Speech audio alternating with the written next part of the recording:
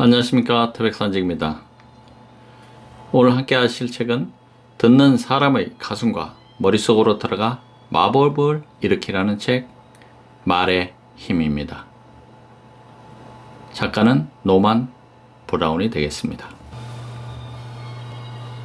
초보자 실수를 피하는 10가지 방법 두 번째 이야기 하겠습니다. 눈썹의 표정에 주의하라. 흐린 눈인가? 아니면 호랑이의 눈인가? 알렉산더는 큰 보험회사의 보험기획자입니다. 이번에 채권과 연계된 신상품이 출시되어 기획자인 알렉산더가 처음으로 상품 설명을 하게 되었습니다. 대상은 외근을 하는 보험 설계사들입니다. 알렉산더는 얼어붙은 듯 앞에 서 있었습니다. 남몰래 호흡을 가다듬고 눈썹을 높이 지켜 올리며 듣는 이들을 바라보았습니다. 그리고는 말을 시작했습니다. 여러분, 우리는 상품 개발에 많은 비용을 들였습니다.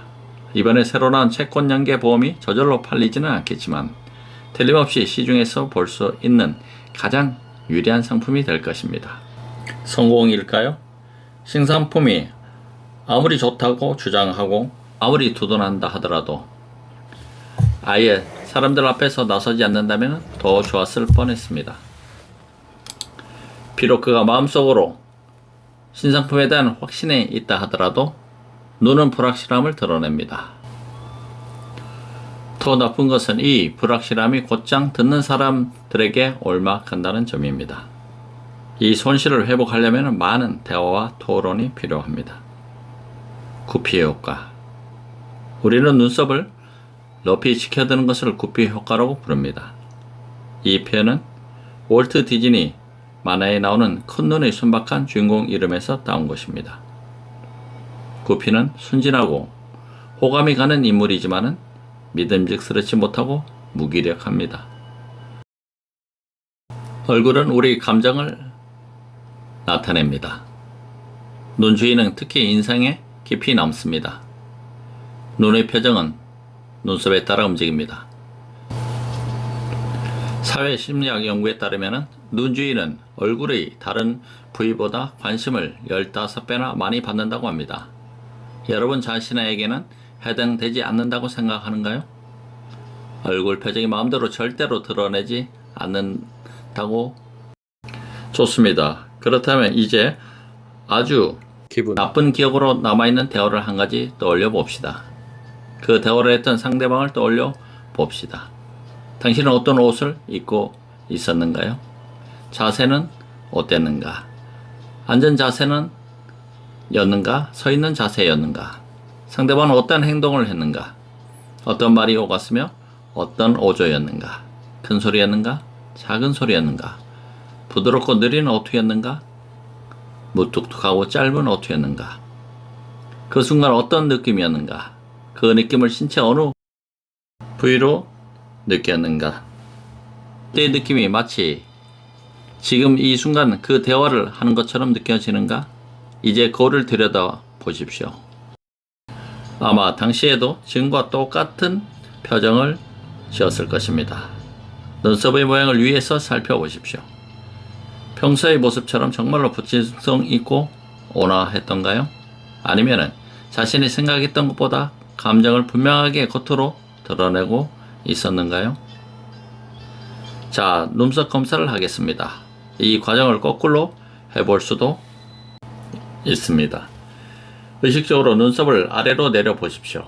그러면 호흡이 저절로 깊어지고 고르게 된다는 것을 깨달을 것입니다. 초조함이 줄어들고 결의가 다져지는 것이 느껴집니다. 눈썹은 우리 감정을 나타내는 도구인 것만이 아니라 나아가 우리 감정을 조종하기도 합니다. 불안에 사로잡힌 눈과 유혹적인 시선 사이에 몇 밀리미터의 차이밖에 나지 않습니다. 그러므로 눈썹에 주의를 기울이십시오. 눈썹이 당신이 하는 말과 같은 표정을 보여준다면 듣는 사람의 인기를 얻게 됩니다. 말하는 사람의 능력에 대한 확신은 바로 여러분이 퍼뜨리는 감정에 따라 결정됩니다. 알렉산더의 두 번째 기회는 전보다 훨씬 자연스럽습니다. 알렉산더는 사람들 앞에 나설 때 눈썹에 신경을 씁니다. 그는 컴퓨터 앞에서 상품이 좋다고 확신할 때와 같은 위치로 눈썹을 움직입니다. 여러분, 우리는 이 상품을 개발하는데 많은 돈을 투자했습니다. 그는 자신의 눈썹을 느껴봅니다. 그리고 자신의 컴퓨터 앞에서 느꼈던 것과 같은 확신을 느낍니다. 이번에 새로 나온 채권 연계 보험이 저절로 팔리지는 않겠지만 다시 자신의 눈썹을 느껴봅니다. 그러면서 듣는 사람들을 살펴봅니다.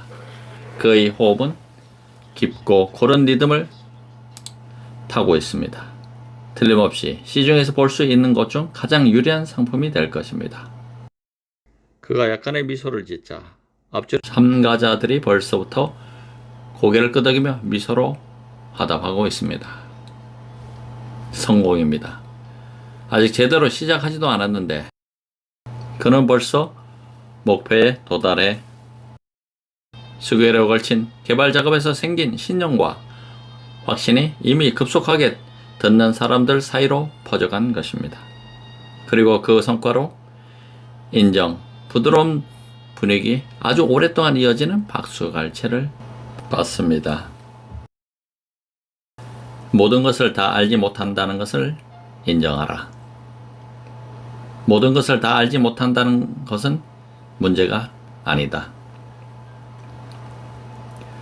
볼프강이 직장에서 동기부여에 대한 강연을 하고 있습니다.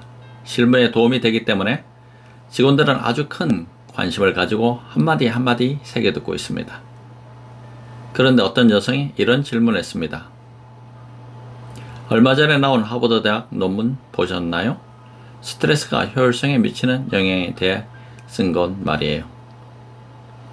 볼프강은 별로 생각해 보지도 않고 이렇게 대답했습니다. 네네, 봤습니다. 동기를 저하시키는 요인으로서 스트레스에 관해서는 이미 논문이 많이 나와 있습니다. 그리고 스트레스는 당연히 동기부여에 막대한 영향을 미칩니다. 하지만은 그러나 그 여성은 물러서지 않았습니다. 무슨 얘기인지 모르겠는데요. 그 논문은 지금 말씀하신 영향을 부정하고 있습니다. 성공일까요? 아주 괴로운 처지입니다. 그가 난처하게 된 것은 자업자득입니다. 듣는 사람은 확신을 가지지 못하고 말하는 사람의 지식에 아주 중대한 결함이 있다고 추측하게 됩니다. 나는 내가 모르는 것이 있음을 알고 있습니다. 볼프강은 자신이 청중보다 더 많이 알고 있다는 잘못된 생각을 버려야 합니다. 오히려 정반대로 10명이나 100명이 모여 있다면 한 사람보다 더 많은 지식과 경험이 모여 있는 것입니다. 얘기하는 주제에 관해서는 당연히 말하는 사람이 월등히 많이 압니다. 그렇지 않다면 앞에 설 필요가 없을 테니까요. 그러나 부분 영역에서는 듣는 사람 중 당신보다 훨씬 많이 아는 사람이 있을 수도 있습니다. 그러므로 당신의 말을 들으러 온 사람들이 멍청하다고 여기지 마십시오. 그렇지 않으면 곧장 위의 경우처럼 그 대가를 치르게 됩니다. 나는 내가 무엇을 아는지 알고 있어. 이 말은 나는 내가 무엇을 모르고 있다는 것도 알고 있다는 뜻입니다. 이 두 가지를 모두 인정하라는 것입니다. 듣는 사람은 어차피 당신이 모든 것을 다 알 것이라고 기대하지 않습니다. 한편 어떤 테마에 대해 말을 해달라는 제안을 섣불리 받아들여서는 안 됩니다. 사람들 앞에 나서는 그 시점에 강연에 필요한 지식보다 그 분야에 관한 지식이 우표 크기와 A4 용지 정도 차이가 날 때에만 제안을 받아들이십시오. 만약 그렇지 않다면 정말 솔직하게 강연을 모두 함께 최초의 아이디어를 이끌어내는 장으로 만들자고 얘기하십시오. 이때는 당신이 사회자의 임무를 맡게 됩니다. 어쨌든 어떤 경우에도 참가자들의 새 정보를 받아들이고 그 가치를 인정해 주어야 합니다. 바로 이것을 침착하게 하는가 아닌가가 그 사람의 그릇이 얼마나 되는지 보여주는 것입니다. 그러면 볼프강에게 새 기회를 주도록 해봅시다. 볼프강은 그 여성의 질문을 주의 깊게 듣고 잠깐 생각한 후 대답합니다. 아니요, 저는 그 연구를 못 봤습니다. 그 내용이 우리가 다루는 테마에 적합하다고 생각하신다면 한 말씀 해주시기 바랍니다. 질문을 한 여성은 자신이 알고 있는 내용을 설명합니다. 볼프강은 그녀에게 감사하다고 말하고 이 보충 설명을 지금까지 말한 내용에 연결시킵니다. 이것이 성공입니다. 볼프강은 파리채 하나로 파리 여러 마리를 잡은 셈입니다. 다른 사람이 의견을 내는 것을 허용함으로써 참가자들의 지식이 가치가 있다는 것을 인정했고, 이를 통해 테마를 다채롭고 생생하고 실무와 관련된 것으로 만들었습니다. 또 자신이 알고 있는 것과 모르는 것을 분명하게 인정함으로써 듣는 이들의 마음을 얻었습니다. 자리를 확실히 정해라. 자리를 정해야 불안이 사라진다. 헬무트는 할 말이 많습니다. 주식시장에 대해 해박한 지식을 가지고 있기 때문입니다. 그는 이 테마가 재미있어 즐겨 이야기합니다. 그런데 말할 때는 신이 들린 것처럼 회의실 책상 주위를 왔다 갔다 하며 이야기합니다. 한 번은 시선을 맞추려고 하다가 넘어질 뻔한 적이 있습니다. 그래서 그는 바닥이 고른지 아닌지에 신경을 많이 씁니다. 우리는 지금까지 선물 시장에 대해서 살펴보았습니다. 이제 옵션으로 들어가기 전에 질문할 기회를 드리도록 하겠습니다. 회의실에는 당혹스러운 침묵이 흐릅니다. 그는 멈춰서서 듣는 사람들의 얼굴을 살핍니다. 그는 어렴풋이 이런 생각을 합니다. 혹시 자신이 이미 오래전부터 혼자서 떠들어댄 것은 아닐까? 그래서 이들이 자신의 말을 이해하지 못하고 대체 무슨 일이 벌어지고 있는지 아무도 모르는 그런 상황이 벌어진 것은 아닐까요? 성공일까요?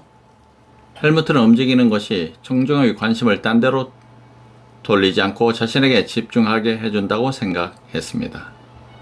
그렇습니다. 그의 생각이 옳습니다. 움직임은 관심을 집중시킵니다. 하지만 아쉽게도 다른 사람의 관심이 아니라 자기 자신의 관심을 집중시킨 것입니다. 움직이면은 사람들 앞에서 느끼는 터무니없는 불안에서 벗어나게 됩니다. 반면 듣는 사람들의 관심은 주제에서 벗어나게 됩니다. 정말 불안하게 생각해야 할 것은 바로 이 점입니다. 왔다 갔다 하는 것은 자신감이 없기 때문입니다. 청중이 불쌍하다. 내용이 아무리 재밌다 해도 목표가 빠지거나 왔다 갔다 하는 헬무트를 더 이상 안 보거나 두 가지 가능성밖에 없습니다.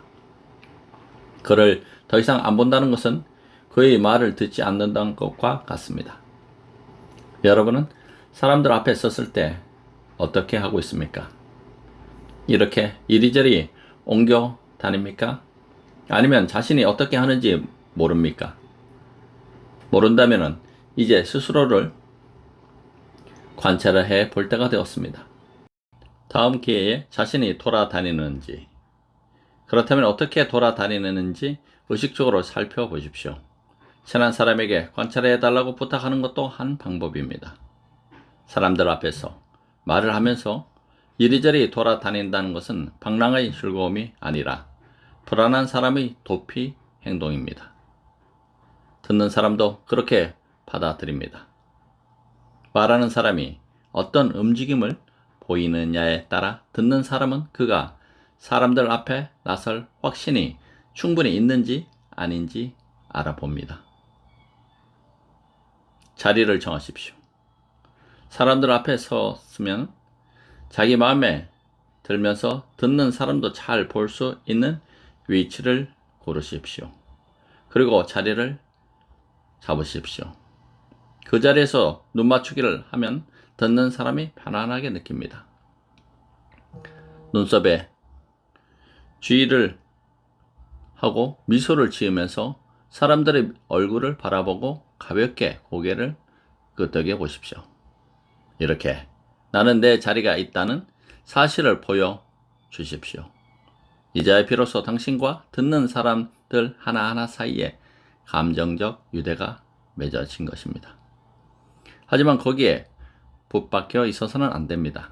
강단 뒤에 진을 치고 있다가 다 끝날 때야 비로소 앞으로 나오는 사람들도 있는데 이것은 바람직한 모습이 아닙니다. 중용을 지켜 주십시오. 최고의 방법은 말하는 단계마다 정해진 자리를 바꾸는 것입니다. 예를 들어 당과 같은 단계가 바뀔 때마다 자리를 바꾸시기 바랍니다. 서론, 본론, 결론. 강연하고 토론할 때. 과거, 현재, 미래. 칭찬, 질책할 때. 지금은 질문하지 마세요. 질문해도 좋습니다. 전체 참가자들과 대화, 각 개인들과의 대화 때. 초보자일 경우 단계에 맞춰 최대 3자리만 고르기 바랍니다. 예를 들어 앞쪽 가운데 서서 서론과 결론을 말하고 안락한 의자에 앉아 본론을 말하며 앉았던 의자 옆에 서서 토론을 합니다. 새로운 단계가 되면 침착하고 천천히 슬로우 비디오처럼 새 자리로 이동하십시오. 말하는 단계를 바꿀 때마다 이에 따라서 공간적으로 자리를 바꾸는 것입니다. 과격한 움직임은 관심을 분산시키고 청중과의 유대를 단절시킨다는 것을 명심하시고 항상 느림의 힘을 이용해 천천히 이동하십시오. 헬무트는 U자 형태로 배열된 책상 위에 앉아 있습니다. 이 지점에서 모든 참가자들과 직접 눈맞춤을 합니다. 그는 내내 듣는 사람들의 눈썹 주름을 보며 자신이 적절한 템포로 말하는지 살피고 있습니다. 우린 지금까지 선물 시장에 대해 살펴보았습니다. 이제 옵션으로 들어가기 전에 질문할 기회를 드리도록 하겠습니다. 이 말을 하면서 그는 살짝 일어나서 의자 옆에 섭니다. 그리고 누가 손을 드는지 살피고 있습니다. 이것이 성공인 것입니다. 헬무트는 듣는 사람들에게 확신을 줍니다. 청중은 호감과 유대감을 느낍니다. 그 자신은 회의장을 능숙하게 통제하게 되어 누가 첫 질문을 할지도 미리 예측할 수 있게 됩니다. 그날 밤 만족한 마음으로 잠자리에 들면서 다음 발표를 즐거운 마음으로 기다리게 될 것입니다. 목소리가 물처럼 흐르게 하라. 목소리가 내용의 중요성을 결정합니다. 쇼나는 프로젝트에 대해 설명을 하고 있습니다. 그녀는 실무 경험이 많고 지식으로 무장하고 있어 전문가처럼 보입니다. 그러나 그녀의 목소리는 단조롭습니다. 심지어 음의 강도조차 바꾸는 일이 없습니다. 아무 변화 없이 문장의 단조로운 연결이 계속됩니다. 한 문장이 언제 끝나고 새 문장이 언제 시작되는지 제대로 알아들을 수가 없습니다. 이제 여러분에게 프로젝트에 성공하는 비밀 하나를 알려드리겠습니다. 어떤 책임자를 보니 자신의 시간 중 70%를 프로젝트에 바칩니다. 프로젝트의 규정에 맞추기 위해서죠. 그럼 나머지 시간에는 무엇을 해야 할까요? 대화를 합니다. 성공의 비결은 직원들과 대화를 하는 것입니다. 이것이 성공일까요? 견딜 수 없이 저름이 몰려옵니다. 듣는 사람은 하품을 억지로 참으려고 노력합니다. 소냐는 중요한 것은 오직 내용이라고 생각하는 사람입니다. 그러나 이것은 아주 잘못된 생각입니다. 다운 목소리로 하는 발표보다 따분한 것은 없습니다. 듣는 사람은 주의력을 유지하려고 필사적으로 노력하지만은 얼마 지나지 않아 그 싸움에 패하고 엉뚱한 생각을 하게 됩니다. 전하는 방법이 곧 내용입니다. 남는 것은 유익한 내용을 잠든 새 놓쳐버렸다는 불만뿐입니다. 우리 모두 이런 체험을 한 적이 있습니다. 이 정도로 불쾌한 경험을 하게 하는 사람이 되기를 원치 않는다면 발표의 목적인 정보를 전달하는 데에는 정보 이상의 무엇이 필요하다는 점을 명심해야 합니다. 우리는 누구 말을 더 즐겁게 들을까요? 소냐 같이 얘기하는 사람일까요? 아니면 낮은 목소리로 긴장을 만들어내고 목소리를 키워서 극적인 긴장을 고조시키고 웃음을 곁들여 분위기를 사로잡는 그런 사람일까요? 포장이 전부는 아닙니다. 그러나 사람들은 맨 먼저 포장을 봅니다. 유익한 테마 또한 재미있게 포장할 필요가 있습니다. 청중이 숨을 죽이고 말을 따라오게 하십시오. 발표와 강연을 극적인 긴장으로 꾸며야 합니다. 말하는 사람은 자신의 목소리로 감정을 드러내는 용기를 가져야 하는 것입니다. 목소리가 분위기를 결정합니다. 목소리 높이와 강도의 변화를 주면 발표에 생기를 불어넣고 듣는 사람을 사로잡습니다. 감정을 당신의 마음에서 꺼내 몸속으로 목구멍으로 흐르게 하십시오. 그러면 설득력이 생깁니다. 다음 기회에 사람들 앞에서 말을 할 때는 녹음을 해서 시간을 충분히 내 녹음한 카세트를 조용히 들어보십시오. 목소리가 여러 가지 감정을 표현하는가? 기쁨, 분노, 호감, 불확실, 확신, 열광, 추진력 등등. 목소리 강도의 변화를 주는가? 말하는 속도의 변화를 주는가? 음의 높이의 변화를 주는가? 총유형 문장 끝에서 음이 내려갔는가? 평서문 끝에서 음의 변화가 없는가? 의문문 끝에서 음이 분명하게 올라갔는가? 다음과 같은 상황에서 목소리의 톤을 바꿨는가? 다른 사람의 말을 인용할 때, 주제를 바꿀 때, 농담을 할 때, 옳고 그른 것을 대조시킬 때, 과거와 미래에 대해 말할 때. 이렇게 해서 얻은 결과는 다음 기회를 활기차게 만드는 지침이 됩니다. 이제 소냐는 다시 한번 시도합니다. 이제 여러분에게 프로젝트에 성공하는 비밀 하나를 알려드리겠습니다. 소냐는 음모를 꾸미듯이 낮고 약한 톤 느리게 말합니다. 어떤 책임자가 자신의 시간 중 70%를 프로젝트에 바칩니다. 프로젝트의 규정에 맞추기 위해서죠. 그럼 나머지 시간에 무엇을 할까요? 그녀는 이 문장을 높은 톤으로 음의 강도를 높여서 끝맺고 잠시 멈춥니다. 대화를 합니다. 성공의 비결은 그녀의 목소리는 이제 의미심장하게 변합니다. 직원들과 대화를 하는 것입니다. 이것이 성공입니다. 누군가 어떤 주제를 이런 식으로 말한다면 중요한 얘기임에 틀림없습니다. 그리고 말하는 사람은 열정적이고 활기차고 감동적인 사람입니다. 이 모든 것이 사람을 끌어당기며 오랫동안 기억에 남습니다. 참가자들은 그 주제뿐만 아니라 말한 사람에 대해서도 오래오래 칭찬을 할 것입니다. 다음 주제는 말을 잠시 멈출 때 라고 하지 마십시오. 말을 멈추고자 할 때 가장 좋은 것은 아무 말도 하지 않는 것입니다. 제 이름은 크리스티안입니다. 저는 슬라이드 몇 장을 준비했습니다. 여러분에게 호텔 고객을 관리하는 중요한 규칙을 알려드리기 위해서입니다. 우리 목표는 고객이 정말로 편하도록 느끼도록 하는 것입니다. 고객이 까다로울 때도 있습니다. 그래서 여러분의 세심한 배려가 필요합니다. 사실 우리 호텔은 고객들을 세심하게 배려하는 것으로 정평이 나 있습니다. 성공일까요? 총종 끝나려면 몇 분 남았는지 계산해 보기 시작합니다.